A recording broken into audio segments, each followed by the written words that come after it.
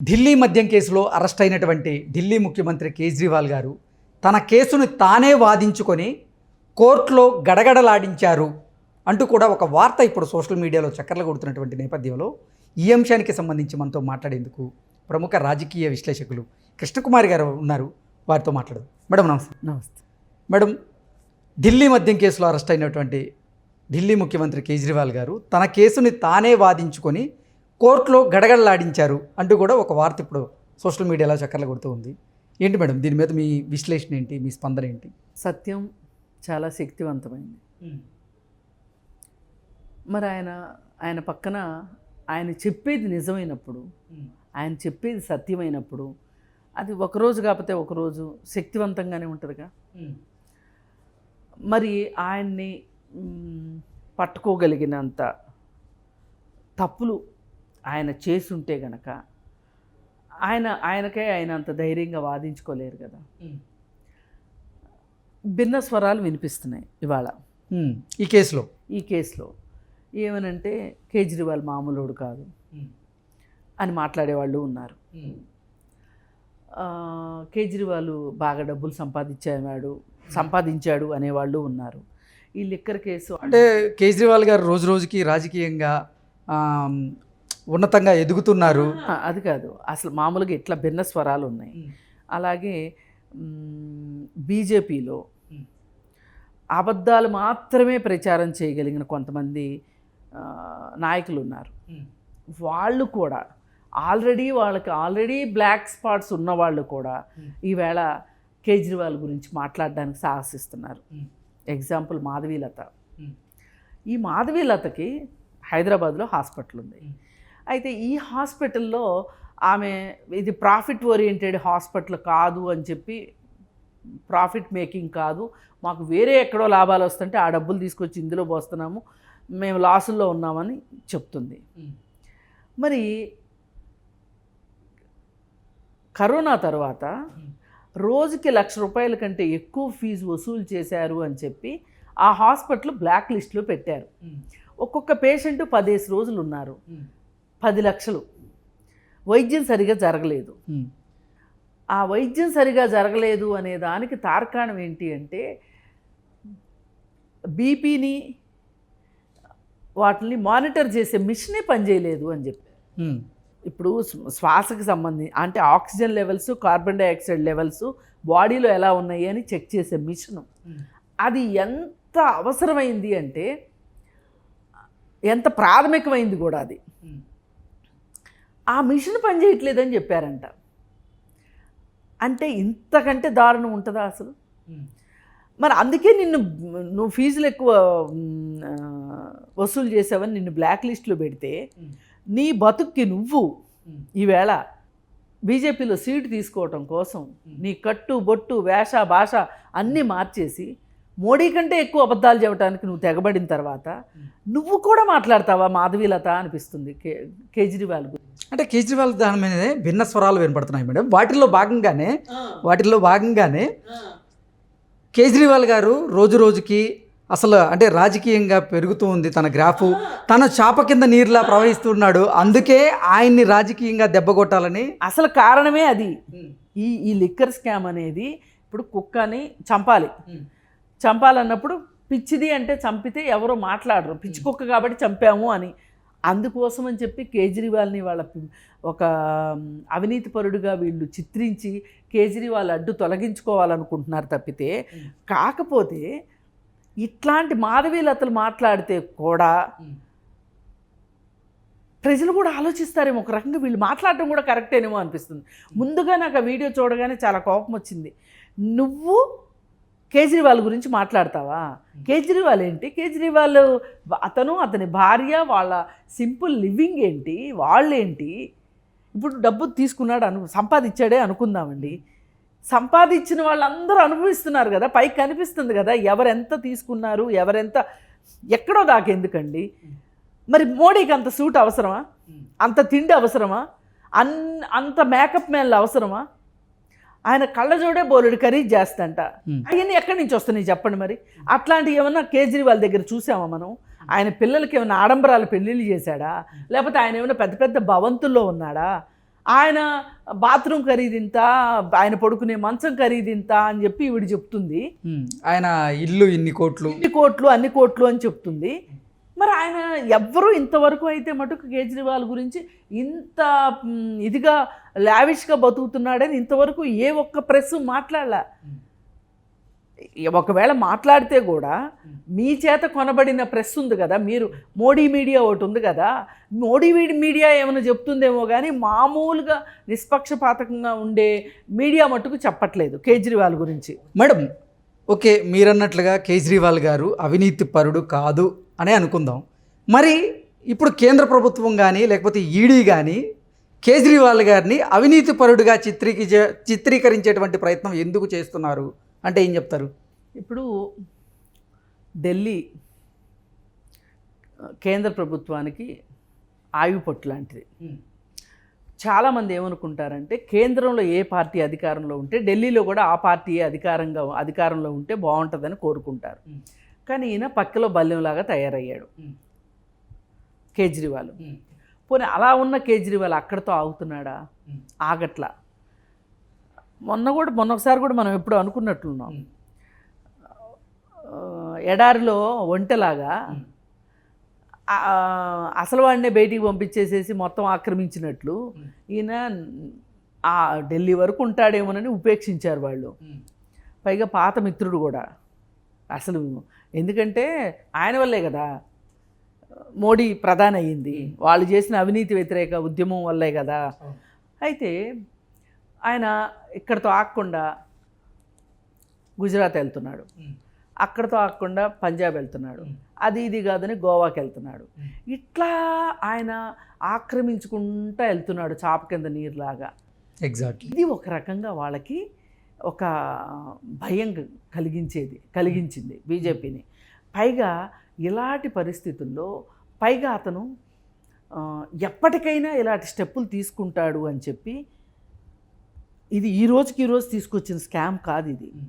ఈ liquor scam అనేది దాదాపు 2 సంవత్సరాలు అయింది. ప్రపంచానికి కొంచెం లీకులు ఇస్తున్నారు వీళ్ళు. ఏదైనా ఒక విపత్కర పరిస్థితి ఈ దేశంలో వచ్చింది, బీజేపీకి కొంచెం ఎదురుదెబ్బ తగులుతుంది అనుకున్నప్పుడు ఇట్లాంటిది ఏదో ఒక దాన్ని తీసుకొస్తారు బయటికి. అంటే మనం మొత్తం అటు మనలాంటి వాళ్ళందరం అటు డైవర్ట్ అయిపోతాం కదా, ప్రజలు కావచ్చు, మీడియా కావచ్చు. అలా ఒకసారి పట్టుకొచ్చారు దీన్ని కరోనా తరువాత. ఆ తర్వాత ఇంకొక సంవత్సరానికి కవిత మీద ఈడీ విచారణ అని చెప్పి, అదే సందర్భంలో మాగుంట రాఘవరెడ్డిని, శరత్ చంద్రారెడ్డిని, ఆయన ఎవరు నాయర్ అని ఉన్నాడు అతన్ని, అలాగే మనీష్ సిసోడియాని, వీళ్ళందరినీ అరెస్ట్ చేశారు.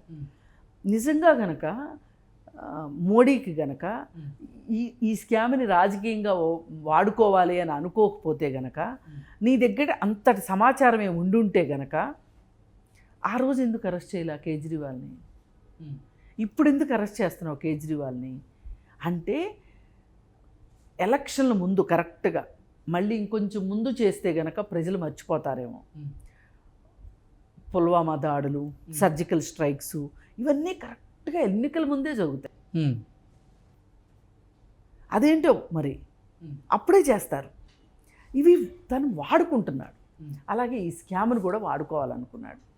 అందుకే ఈ కార్డు పెట్టుకుని కూర్చొని సమయం వచ్చినప్పుడు చూపిస్తాను అనుకున్నాడు. ఇప్పుడు ఇంకొకటండి, అసలు బీజేపీకి తెలియకోకుండా అక్కడ ఒక స్కామ్ జరిగే అవకాశం ఉంటుందా? కేంద్రంలో బీజేపీ కదా ఉన్నది, పక్కనే కదా, కోతవేడి దూరంలో మీ పిఎంఓ ఆఫీసులు అన్నీ ఉన్నాయి కదా, ఢిల్లీలోనే కదా ఉంది, ఇదేం వేరే ఖండంలో లేదు కదా. అసలు మీరు ఇంకోటి కూడా చెప్తారుగా, క్షణాల్లో మాకు తెలిసిపోయే శాస్త్ర సాంకేతికత ఉంది మా దగ్గర, ఎక్కడ ఏం జరిగింది మాకు తెలియకుండా చిటుక్కుమన్నా మాకు తెలుస్తుంది అని మాట్లాడతారు కదా. మరి ఇంత స్కామ్ జరిగేదాకా ఎందుకు ఊరుకున్నారు మీరు?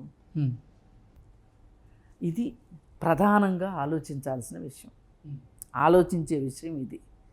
అంటే మీరు కావాలని ఒక స్కీమ్ లాగా ఒక స్కామ్ని క్రియేట్ చేసి దానిలో మీకు కావాల్సిన, మీకు వ్యతిరేకులు అనుకున్న వాళ్ళందరినీ మీరు ఇరికించటానికి మీరు కొంతమంది కొన్ని పావుల్ని సిద్ధం చేసి పెట్టుకున్నారు.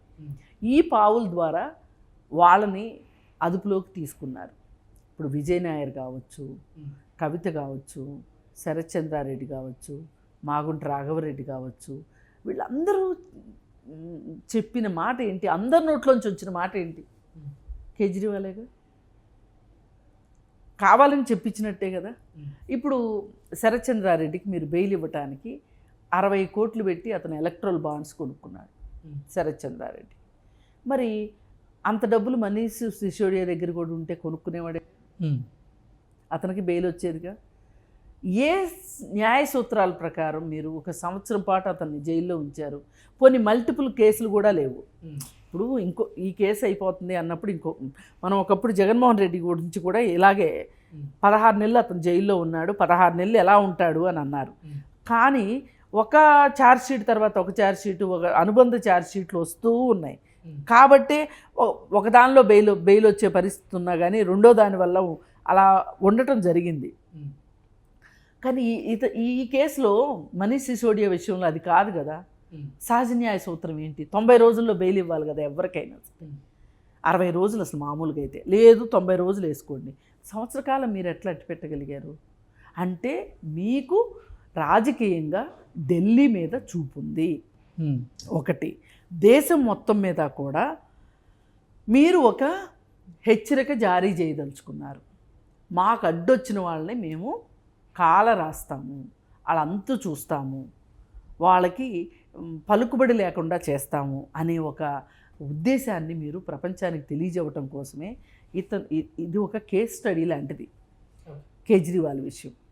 అందుకనే వీరు పదే పైగా ఇంకొక భుజకీర్తులు ఏంటి అంటే, కేజ్రీవాల్ లాంటి నిజాయితీపరుడు అనుకున్నవాడే ఇంత అవినీతి చేశాడు, అలాంటి వాడిని కూడా భయపడుకోకుండా మోడీ అరెస్ట్ చేయించాడు అంటే అసలు మోడీకి ఎంత ధైర్యం ఉంటుంది? ఇలా రకరకాల అభిప్రాయాల్ని ప్రజల్లో పెట్టి వీళ్ళు రాజకీయ లబ్ధి పొందడం కోసమే ఇది చేశారు. అయితే దీనిలో కొసమెరుపు ఏంటి అంటే, ఇక్కడ 2 విషయాలు ఉన్నాయి. ఒకటి, మీరు బయటికి పంపిస్తున్న సమాచారం ప్రకారం, మీరు విమర్శిస్తున్న దాని ప్రకారం చూసుకుంటే గనక మాధవీలత లాంటి వాళ్ళ చేత, లేదంటే సుఖేష్ చంద్రశేఖర్ లాంటి వాళ్ళ చేత మీరు కేజ్రీవాల్ని అనిపిస్తూ ఉంటే ఏమనిపిస్తుందంటే, అంటే వీళ్ళు కూడా మాట్లాడగలుగుతున్నారు అంటే ఇది ఖచ్చితంగా తప్పుడు కేసే. అసలు సుఖేష్ చంద్రశేఖర్కి అంతటి అవకాశం జైల్లో ఉన్నోడికి ఎలా వచ్చింది? పైగా వాడేమన్నా పునీతుడా అంటే కాదు, వాడు జగత్కిలాడి లాంటి వాడు. అట్లాంటి వాడు కూడా కేజ్రీవాల్ గురించి ఇంత మాట్లాడుతున్నాడు అంటే అసలు అంటే బయట ఉన్న వాళ్ళు మాట్లాడారంటే ఒక లెక్క, లోపల ఉన్నోడు ఎట్లా మాట్లాడగలుగుతున్నాడు? లోపల ఉన్నోడు ఎట్లా ప్రేమ లెక్కలు రాయగలుగుతున్నాడు బయటికి? పైగా కేజ్రీవాల్ గురించి ఇది ఒక అనుమానం రాకమాందు. ఇంకొకటి, కనిపించిన వాళ్ళకల్లా, అనుమానం వచ్చిన వాళ్ళకల్లా వీళ్ళు ఈడీ నోటీసులు ఇస్తున్నారు. ఇప్పుడు పెన్డ్రైవ్ విజయ్ కూతురికి ఈడీ నోటీస్ ఇచ్చారు.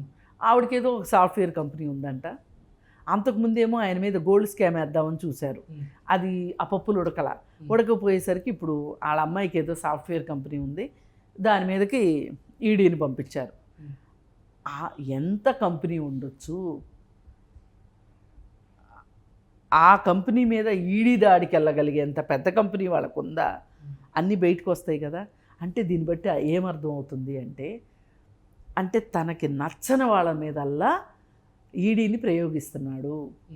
ఒకప్పుడు ఇవే డైలాగులు కేటీఆర్ వాళ్ళు కొట్టినవి కూడా, ఈడీ బోడీ మోడీ ఒకళ్ళ తర్వాత ఒక వస్తారు అని అన్నారు కదా. అందుకోసం ఏంటి అంటే ఈడీని వాడుతున్నాడు విచ్చలవిడిగా మోడీ.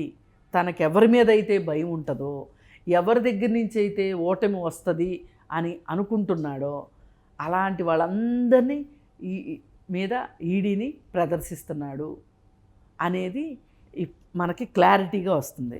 ఓకే. మొదటగానే అసలు సోనియా గాంధీ మీద, రాహుల్ గాంధీ మీద నేషనల్ హెరాల్డ్ కేసు విషయంలో మొదలెట్టారు.